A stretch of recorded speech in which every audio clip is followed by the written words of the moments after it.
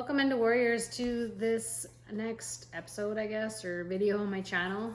Today I want to talk to you guys about the typical symptoms of endometriosis. And, like we've got the main ones, but there's so much more than what people actually realize that we as endo sufferers go through. So if you're newly diagnosed, if you're ever questioning, maybe some of the pain that you're having, this would be a good video to refer to. Or if you are, again, a loved one that is trying to support someone who is going through this, this is a really good one for some symptoms that you may not think are related to endo, and they are. So first off, we're going to talk about the types of pain that you can experience. And this is not a full and complete list. Please keep that in mind. This is just some of the more common ones that I've heard or that I've experienced myself. So we've got stabbing, burning, feels like acid has been poured into your stomach or your abdominal area, a pulling sensation, barbed wire. Those are some of the more common terms I've heard used. But there are more, and that is definitely not the full and complete list. And symptoms. So of course we've got the painful periods, things like that. But headaches can be, a symptom of endometriosis. Chronic fatigue. So if you find yourself, and I even still deal with this sometimes, where I'm having a really good day and then suddenly I just hit a wall for no reason. I haven't been eating crappy. I didn't overexert myself, and I've hit a wall and I just need to lay down. And it can last 15, 20 minutes. It can last a couple of hours. And then usually I do end up coming out of it, but some people, it might not happen for a couple of days. It might be fatigued for days, depending on how much your body is going through at that time, right? Your body's constantly fighting itself to heal and also not heal because of the endo. So yeah, your body's exhausted, and that shows up as chronic fatigue. Back pain. This was one that I dealt with for years and years, and I never associated it to my endo until I started paying attention to my flare-ups and tracking what I was eating and how I was feeling in the days afterwards. And it took me a while to understand that the back pain, for me, it was the endo on the nerves in my back, and it would shoot all the way down my legs. So leg pain, it felt like sciatica, honestly. Nausea, which can lead to vomiting if the nausea gets really bad. You can have constipation, and you can also have diarrhea. There is no rhyme or reason. Everyone will experience this differently. It's going to depend on where the endo is in your body, things like that. So you could have either or. You could have both, honestly. I won't go into it, but yes, you can have both.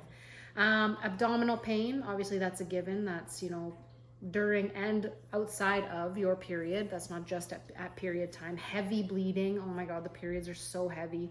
Bloating. Bloating is a big one.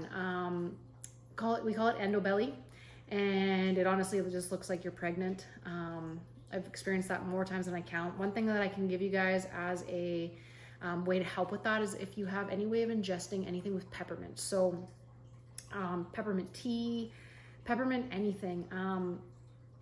I don't want to make any recommendations for certain things just because, especially with essential oils, because there is a lot of conflicting information out there. So just find things with mint specifically, drink lots of peppermint tea, which can be hard, or any sort of concentrate of anything that's peppermint that you can get into your stomach. That will help to bring the bloating down, because it's excess gas is what it is. Painful bowel movements and urination. So that is not just during the bowel movement or during your pee, it could be leading up to it. So sometimes if I hold my pee for too long, I get a flare up in my bladder, and that is very painful. And sometimes, depending on what I've been eating leading up to that day, I have to go to the bathroom and my insides are burning. It's literally my intestines are burning, and as soon as I go, it's gone, it's done. So that can look like a few different ways. It's not just, one or the other. Painful periods, that is obviously a given. We know that. Pain during or after intercourse. So that is a big one. And sometimes it doesn't even have to be intercourse. Sometimes it can be literally the act of having an orgasm. Could give you a flare-up. So, you got to be careful around that one. Leg pain.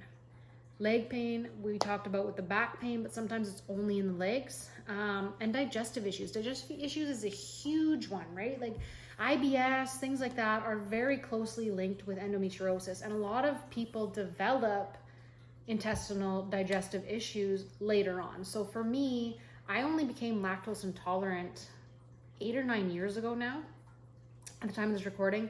And recently in the last 3 years, I haven't been able to eat meat because of this. So I developed those over time with this disease. Now I'm still working on testing these theories, but I believe that if you heal your gut health, you could possibly have some of these food items again if you're also experiencing the same thing. But yeah, so those are some of the more common endo symptoms. And again, that's still not the full list. That's still not everything that there is that we experience as endo sufferers. But I'd like to hear from you guys. Like, drop down below. Is there anything that I haven't mentioned that you experience? Is there things that I mentioned that maybe you experience differently, or share whatever you can. And as always, subscribe, like, all of those things. Share the video with anyone if you think that they need it. And also comment below if there's anything that you want me to talk about, so that I can give you guys very valuable information that you can actually utilize, and stuff that is going to help you out in the best way that I can help. And yeah, so that's it. This is a quick one, and I'll see you guys in the next one.